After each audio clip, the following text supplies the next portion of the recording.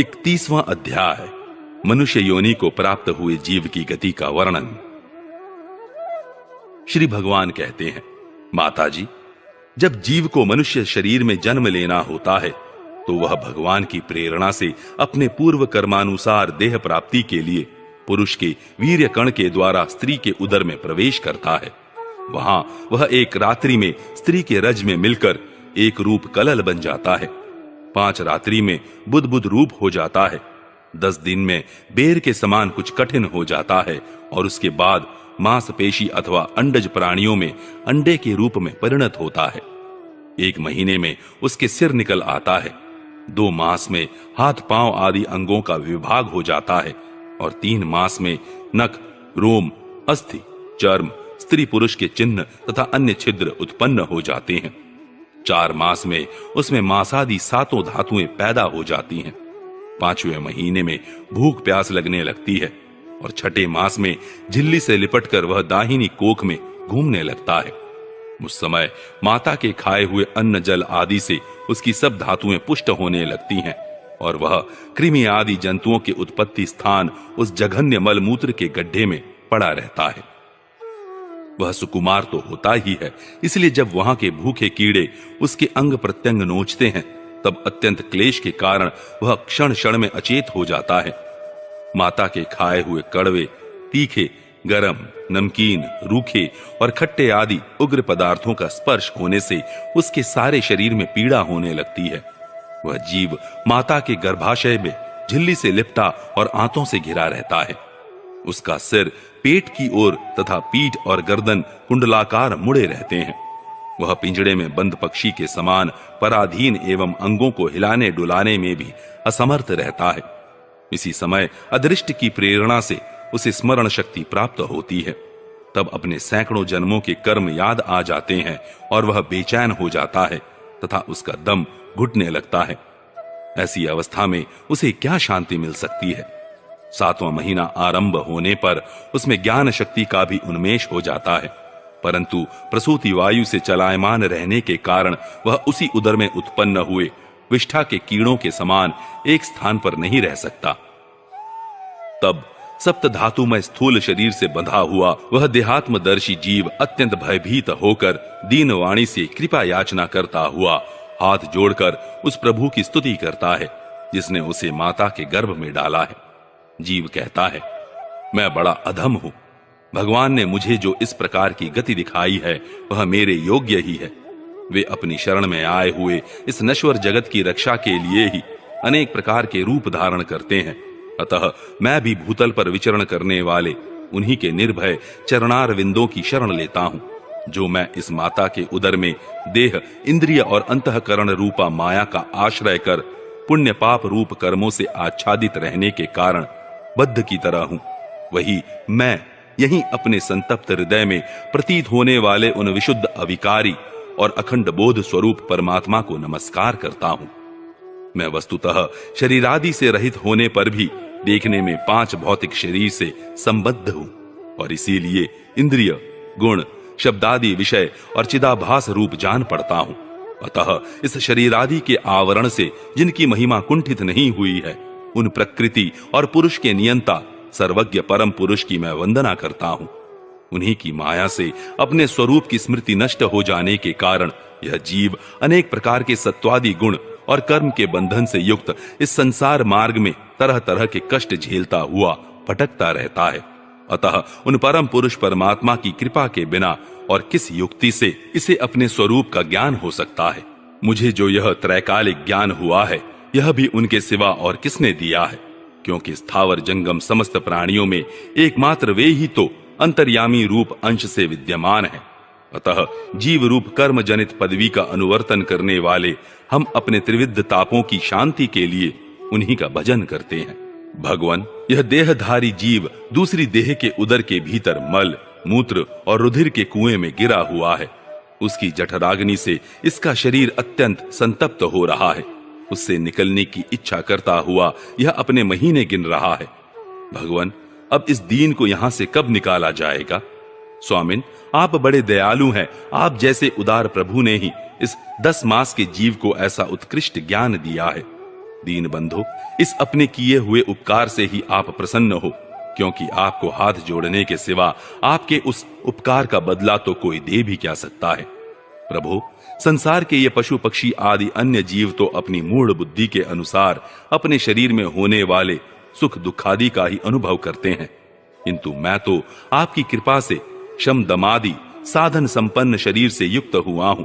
अतः आपकी दी हुई विवेकवती बुद्धि से आप पुराण पुरुष को अपने शरीर के बाहर और भीतर अहंकार के आश्रयभूत आत्मा की भांति प्रत्यक्ष अनुभव करता हूं। भगवान, इस अत्यंत दुख से भरे हुए गर्भाशय में यद्यपि मैं बड़े कष्ट से रह रहा हूं, तो भी इससे बाहर निकलकर संसार में अंधकूप में गिरने की मुझे बिल्कुल इच्छा नहीं है, क्योंकि उसमें जाने वाले जीव को आपकी माया घेर लेती है, जिसके कारण उसकी शरीर में अहम बुद्धि हो जाती है और उसके परिणाम में उसे फिर इस संसार चक्र में ही पड़ना होता है। अतः मैं व्याकुलता को छोड़कर हृदय में श्री विष्णु भगवान के चरणों को स्थापित कर अपनी बुद्धि की सहायता से ही अपने को बहुत शीघ्र इस संसार रूप समुद्र के पार लगा दूंगा, जिससे मुझे अनेक प्रकार के दोषों से युक्त यह संसार दुख फिर न प्राप्त हो। कपिल देव जी कहते हैं, माता, वह 10 महीने का जीव गर्भ में ही जब इस प्रकार विवेक संपन्न होकर भगवान की स्तुति करता है, तब उस अधोमुख बालक को प्रसव काल की वायु तत्काल बाहर आने के लिए ढकेलती है। उसके सहसा ठेलने पर वह बालक अत्यंत व्याकुल हो नीचे सिर करके बड़े कष्ट से बाहर निकलता है। उस समय उसके श्वास गति रुक जाती है और पूर्व स्मृति नष्ट हो जाती है। पृथ्वी पर माता के रुधिर और मूत्र में पड़ा हुआ वह बालक विष्ठा के कीड़े के समान छटपटाता है। उसका गर्भवास का सारा ज्ञान नष्ट हो जाता है और वह विपरीत गति को प्राप्त होकर बार बार जोर जोर से रोता है। फिर जो लोग उसका अभिप्राय नहीं समझ सकते, उनके द्वारा उसका पालन पोषण होता है। ऐसी अवस्था में उसे जो प्रतिकूलता प्राप्त होती है, उसका निषेध करने की शक्ति भी उसमें नहीं होती। जब उस जीव को शिशु अवस्था में मैली कुचैली खाट पर सुला दिया जाता है, जिसमें खटमल आदि स्वदेज जीव चिपटे रहते हैं, तब उसमें शरीर को खुजलाने, उठाने अथवा करवट बदलने की भी सामर्थ्य न होने के कारण वह बड़ा कष्ट पाता है।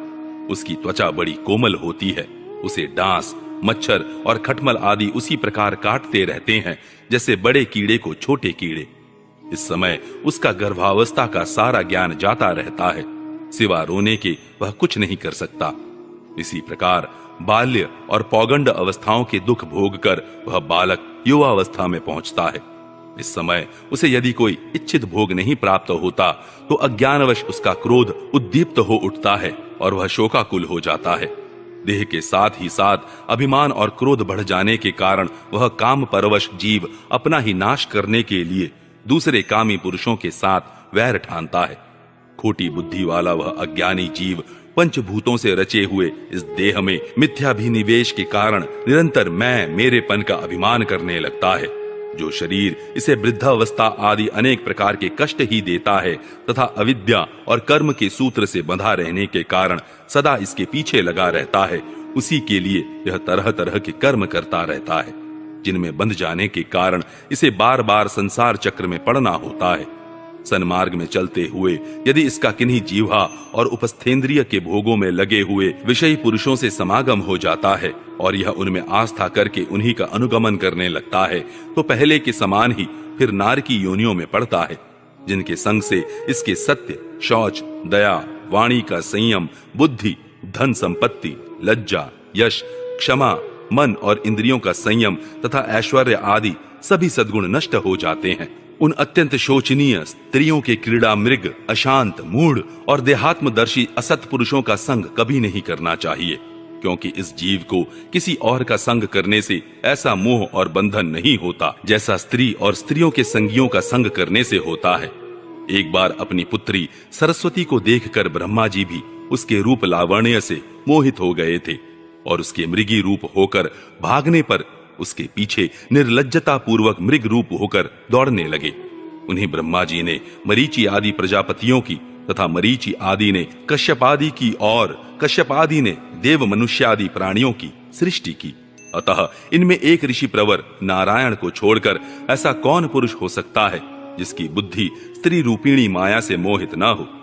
अहो, मेरी इस स्त्री रूपिणी माया का बल तो देखो, जो अपने भ्रुकुटी विलास मात्र से बड़े बड़े दिग्विजयी वीरों को पैरों से कुचल देती है।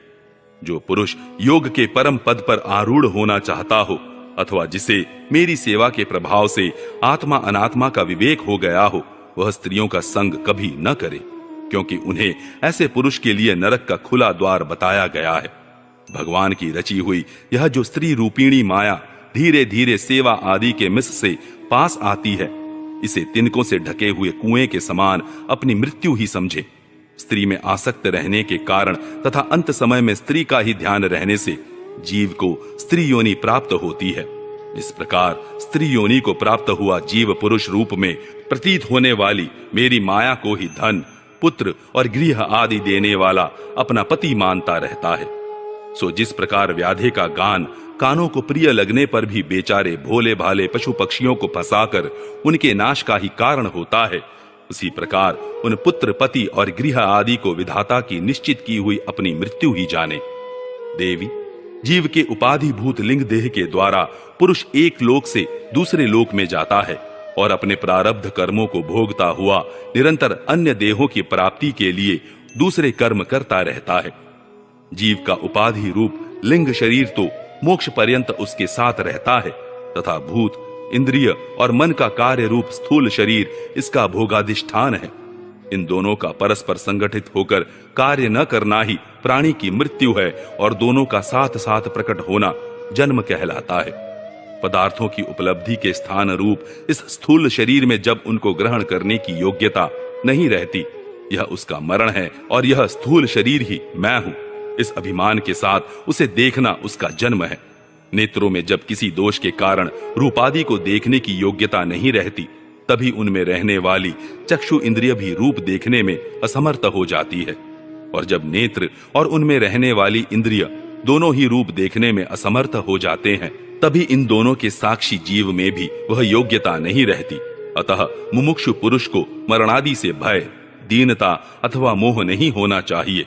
उसे जीव के स्वरूप को जानकर धैर्य पूर्वक निस्संग भाव से विचरना चाहिए तथा इस मायामय संसार में योग वैराग्य युक्त सम्यक ज्ञानमयी बुद्धि से शरीर को निक्षेप की भांति रखकर उसके प्रति अनासक्त रहते हुए विचरण करना चाहिए।